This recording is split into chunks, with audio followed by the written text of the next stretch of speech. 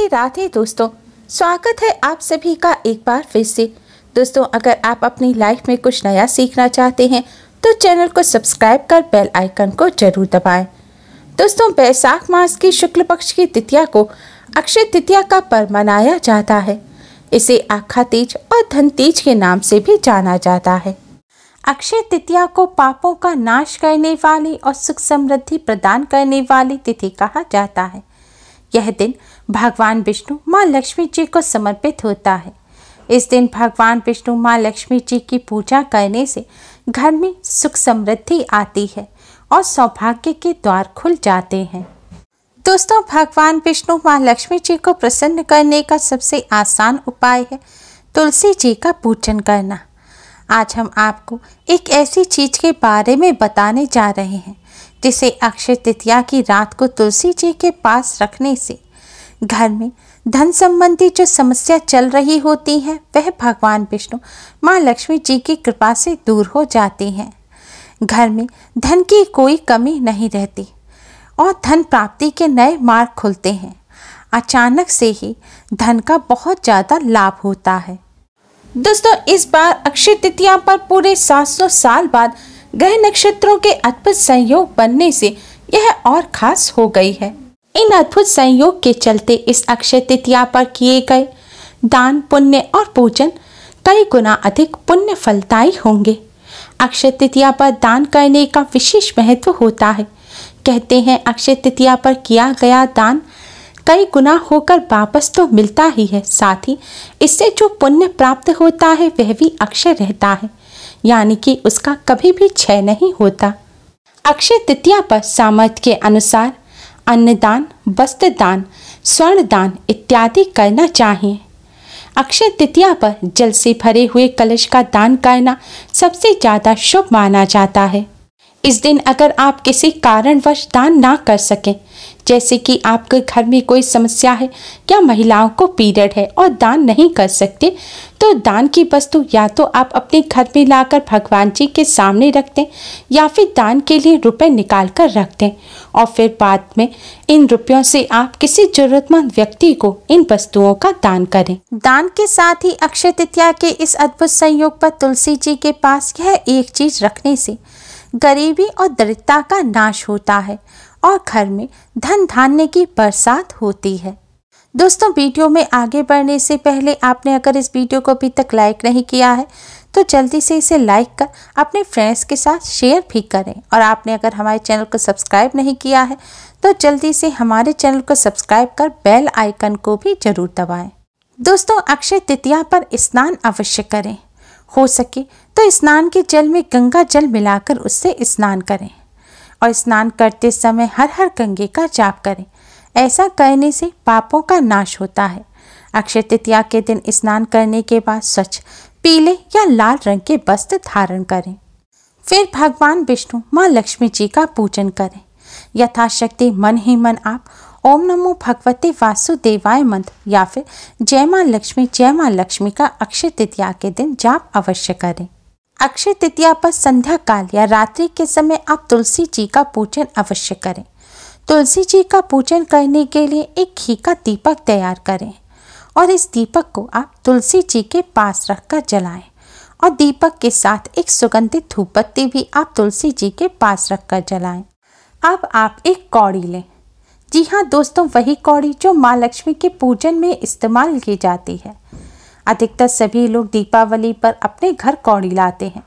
आपके घर में जो पूजा की पहले की कौड़ी रखी हो, आप उनमें से भी कोई एक कौड़ी ले सकते हैं या फिर आप मार्केट से एक कौड़ी ले आएं। लाल, चितकबरी, सफ़ेद, पीली कोई सी भी कौड़ी आप ले सकते हैं, लेकिन आपको इतना ध्यान रखना है कि कौड़ी चटकी हुई ना हो, टूटी हुई ना हो, कौड़ी में छेद ना हो। कौड़ी लेने के बाद अब इस कौड़ी को आप शुद्ध जल से साफ कर लें। अगर गंगा जल है तो गंगा जल से आप इस कौड़ी को साफ करें। कौड़ी को शुद्ध करने के बाद अब आप इस कौड़ी को माँ लक्ष्मी का स्मरण करते हुए दीपक में डाल दें। दोस्तों, आपको यह भी ध्यान रखना है कि दीपक में जो लेटी हुई बाती होती है, जो बाती पूरी जलती नहीं है, आपको दीपक में वैसी ही बाती लगानी है, क्योंकि यह कौड़ी आपको दीपक में डालनी है। अगर आप खड़ी बाती लगाएंगे तो उससे कौड़ी भी बाती के संग जल सकती है, तो इसलिए लेटी हुई बाती आप दीपक में लगाएं, जिससे आपकी कौड़ी जले ना। कौड़ी दीपक में डालने के बाद अब आप हाथ जोड़कर भगवान लक्ष्मी नारायण को प्रणाम करें और तुलसी माता को प्रणाम करें। अब आप भगवान विष्णु जी के द्वादश मंत्र ओम नमो भगवते वासुदेवाय का 11 बार जाप करें। मंत्र का 11 बार जाप करने के बाद अब आप थोड़ी देर आंख बंद करके जय माँ लक्ष्मी का जाप करें। अब आप भगवान विष्णु, माँ लक्ष्मी जी और तुलसी माँ को प्रणाम कर अपनी धन संबंधी समस्या को दूर करने की प्रार्थना करें। सभी कष्टों को दूर करने की प्रार्थना करें। प्रार्थना करने के बाद आप दीपक को इसी प्रकार माँ तुलसी जी के पास रखा रहने दें। अब दोस्तों, अक्षय तृतीया के अगले दिन स्नान आदि करने के बाद आप तुलसी जी के पास जाएं और तुलसी जी के पास दीपक में जो कौड़ी है उसे आप उठा लें और उस कौड़ी को आप तुलसी जी के पास ही मिट्टी खोदकर उसके अंदर दबा दें। अगर दोस्तों आपके घर तुलसी जी नहीं है, आप किसी और के घर इस तरह पूजन कर रहे हैं या फिर किसी मंदिर में पूजन कर रहे हैं या आप किसी रिश्तेदारी में रह रहे हैं और आप वहां पर इस तरह पूजन कर रहे हैं, तो आप तुलसी जी के पास से थोड़ी सी मिट्टी और इस कौड़ी को उठा लें और मिट्टी के साथ इस कौड़ी को एक लाल रंग के कपड़े में बांध लें और अपने घर में, मंदिर में इसे साफ स्थान पर रख दें। दोस्तों, अगर आपके घर पर कोई पौधा हो, कांटेदार पौधा ना हो, कोई भी और तरह का पौधा हो, तो आप इस कौड़ी को तुलसी जी की मिट्टी के साथ उस पौधे के पास गाड़ दें। दोस्तों, शास्त्रों में बताया गया ये बहुत ही असरकारक उपाय है।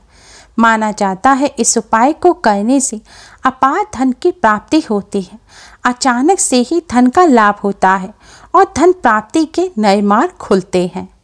इस उपाय को करने से भगवान विष्णु, माँ लक्ष्मी जी की कृपा प्राप्त होती है। धन संबंधी समस्या तो दूर होती ही है, साथ ही कष्टों से भी छुटकारा मिलता है। दोस्तों, अक्षय तृतीया का दिन भगवान विष्णु, माँ लक्ष्मी जी की कृपा प्राप्त करने के साथ साथ पितरों की आत्मा की शांति और पितरों की मुक्ति के लिए भी बहुत ही खास दिन माना जाता है। माना जाता है अक्षय तृतीया के पावन पर्व पर पितरों के निमित्त वस्त्र, अन्न आदि का दान करने से पितरों की आत्मा को शांति मिलती है और पितरों की कृपा प्राप्त होती है। दोस्तों, अक्षय तृतीया पर पितरों की आत्मा की शांति के लिए गीता के 7वें अध्याय का पाठ करना भी बहुत शुभ माना जाता है। माना जाता है गीता के 7वें अध्याय का पाठ कर इस पाठ के पुण्य को पितरों को दान करने से पितरों को मुक्ति मिलती है। पाठ के पुण्य को पितरों को दान करने के लिए भगवान विष्णु, माँ लक्ष्मी जी के सामने शुद्ध घी का दिया जलाकर वहां एक जल का पात्र रखकर आप भगवान विष्णु, माँ लक्ष्मी जी के सामने बैठकर उच्च स्वर में गीता के 7वें अध्याय का पाठ करें। पाठ करने के बाद जल के पात्र में से अपने दाहिने हाथ में थोड़ा सा जल लेकर भगवान विष्णु, माँ लक्ष्मी जी को साक्षी मान उनसे प्रार्थना करें कि यह गीता के 7वें अध्याय का जो भी पुण्य है यह मैं अपने पितरों को दान कर रहा हूँ या कर रही हूँ। गीता के 7वें अध्याय के पुण्य से मेरे पितरों की आत्मा को शांति मिले और उन्हें मुक्ति प्राप्त हो। फिर आपको हाथ में से जल जमीन पर छोड़ देना है। दोस्तों, इस तरह पितरों को गीता के 7वें अध्याय के पाठ का पुण्य फल दान करने से पितरों को मुक्ति मिलती है। आज के दिन भगवान विष्णु जी पर अक्षत चढ़ाने से भी पितरों की आत्मा को शांति मिलती है। दोस्तों, कुछ बातों का अक्षय तृतीया पर विशेष ध्यान रखना चाहिए। तुलसी जी का पूजन करते समय जूते चप्पल ना पहने और रात्रि के समय तुलसी जी का स्पर्श भी ना करें। बिना स्नान किए भी तुलसी जी का स्पर्श ना करें और ना ही पत्ते तोड़ें। अक्षय तृतीया का अगर आपने व्रत रखा है तो आज के दिन किसी भी प्रकार के नमक का सेवन ना करें। व्रत नहीं भी रखा है तो भी कोई भी तामसिक चीजों का सेवन ना करें। किसी भी जीव को कष्ट ना पहुंचाएं। गाली गलौज, लड़ाई झगड़ा, वाद विवाद से इस दिन दूर रहें। कोई भी गलत कार्य ना करें। क्योंकि अक्षय तृतीया पर किए गए पुण्य कर्म जैसे अक्षय रहते हैं, वैसे ही इस दिन किए गए गलत कार्य का पाप भी सदैव अक्षय रहता है, वह भी जन्मों तक भुगतना पड़ता है। इसलिए इन बातों का विशेष ध्यान रखें। उम्मीद है आपको हमारी ये वीडियो पसंद आई होगी। प्लीज़ लाइक करें, हमारी इस वीडियो को अपने फ्रेंड्स और रिश्तेदारों में ज़्यादा से ज़्यादा शेयर करें, जिससे वह भी इसका लाभ उठा सकें। हमारी और भी वीडियोस के लिए हमारे चैनल को सब्सक्राइब करना ना भूलें। Thanks for watching. Radhe Radhe.